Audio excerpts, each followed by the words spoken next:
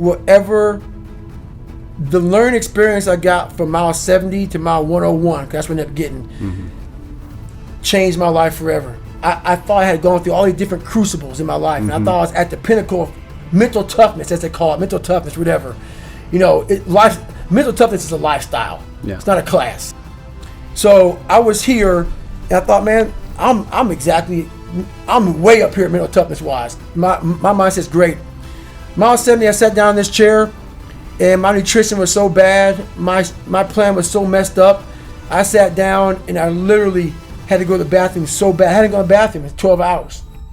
And that Ritz cracker was basically a Ritz cracker ball, because you know, without the proper water and I mean, I was just jacked up. So I sat there, and my ex-wife used to be, I don't know if she's or not, I don't know what she's doing now, but she was a nurse, and I was in bad shape. But I hadn't really gone to the bathroom that bad yet, not like I did afterwards. But the thing was, I couldn't get up. My mouth was all messed up. But one thing I realized that we get so anxious, and in that 1 or 2 or 3 seconds, called the 1 second decision, you seize up, but you flood the compartment, which is your brain, of all this shit. The what ifs, oh my God, you spaz out, and then you quit, and then once you quit, you regret it. Happens all the time in Hell Week. 130 hours, you get in the first hour, they freeze your ass off, and you can't comprehend 130 hours of the shit. You're freezing. You're not going to go home that night. You're not going to Island Pasta to get the pasta meal that night. Your ass is mine, and you can't handle it.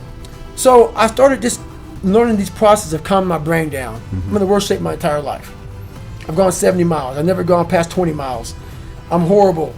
It's a great rewarding feeling, but it's also a feeling of the worst pain I've had in my life. My feet are broken. I'm messed up bad, and I had to take this big pile of shit and slowly start to compartmentalize what was in front of me. And the first thing was, you can't stand up. Your blood pressure's messed up, so you can't go another 30 miles unless you be able to stand up. Fix that. I got around those issues. I was able to stand up, got on the track again, and I was barely making it on the track. And then this is what changed my life to this day. I can't really imagine anything ever topping it. At mile 81, my ex-wife looked at me and she said, "You're not going to, we're not going to make this time," because I was going like a 30-some minute miles, barely getting around the track. The shape I was in at mile 70 was the worst shape in my life. I can't say it enough. I ended up running I ran 101 miles. I ran the next 20 miles. Didn't walk another step. And I did it in like 18 hours and 56 minutes. And what I believe happened to me is when my mind, body, spirit, everything, for the first time, and there's never happened again since that time, everything really connected. When my mind knew he's not going to quit this race. Non-negotiable. I gave myself no way out. My mind said, we have to find more. We've all of us have gone through very hard times. But when we're in a hard time, our mind has a way of forgetting what all we've overcome. I have a way of taking 1 second when I want to quit and saying, okay, you endured this. So I look at my life and how I came up as the ultimate training ground versus most people look at it as why? Woe is me. God, why? Right. Why? I had to flip this upside down and say, hang on a second. God was training me to be one of the baddest men on the planet. That's how this was my journey. So when I was in the worst time of my life in Hell Week, I looked at everybody and said, I'm the most trained person here. So I'm looking at the baddest people on the planet. I'm looking at them like this. You guys can't hold a stick. So I started looking at verses like I don't belong here versus like I might be the baddest person to ever come here. Who could have pulled this off? Who could have been given a sewer to live in their mind and say, okay, at birth, I'm gonna put you in the worst place on the planet Earth and let me see if you can go to the top of the mountain with nothing. But just hard work, grit, and figuring it out and not putting yourself back in the dungeon every time something got hard. So that's what became my daily voice was, you really are the baddest person on the planet. And after a period of time, you start to believe that. And so that's what happened to the first Hell Week, the second Hell Week, the third Hell Week, that became my new norm.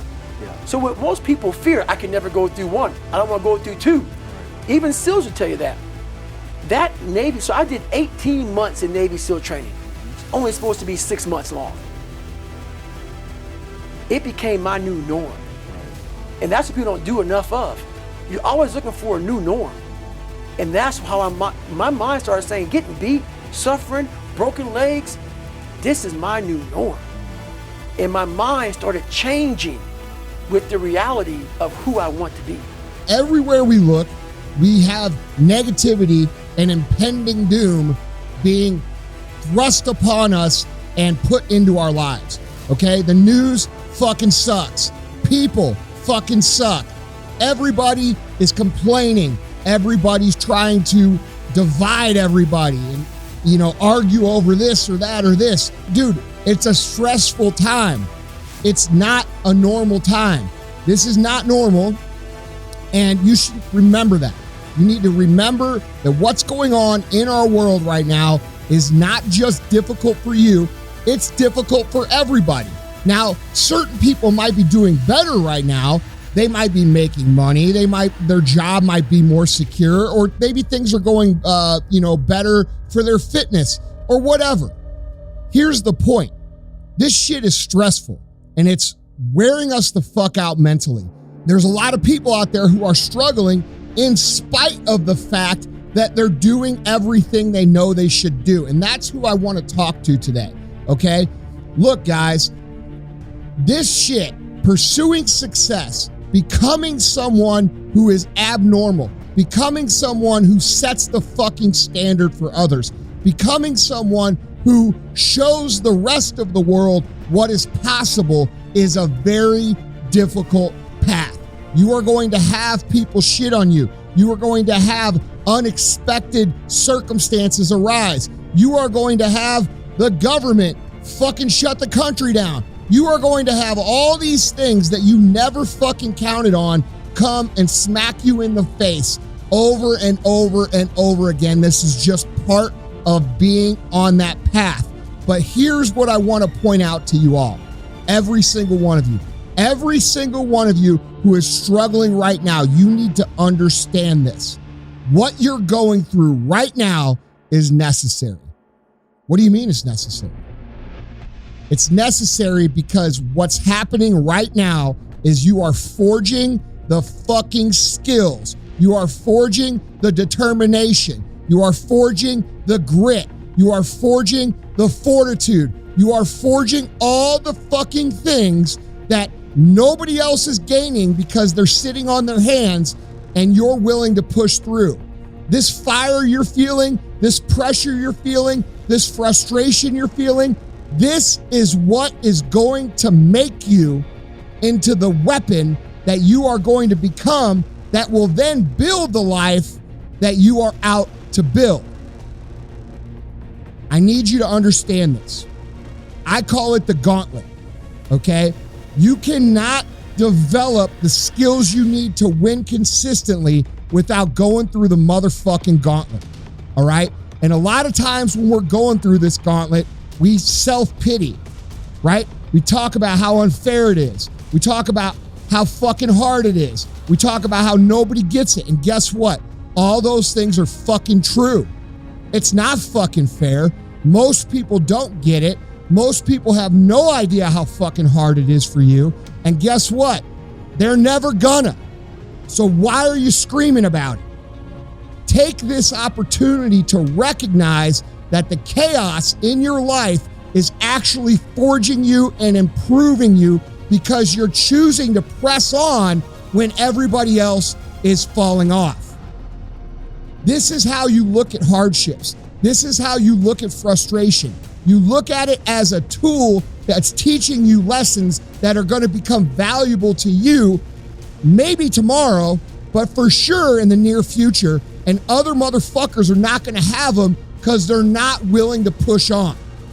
Okay, so if you're struggling right now and you're having a hard time and you're pissed off and you're frustrated, know two things. One, you're not alone.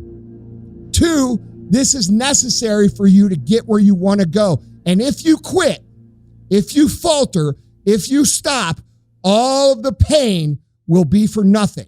And you need to remember that.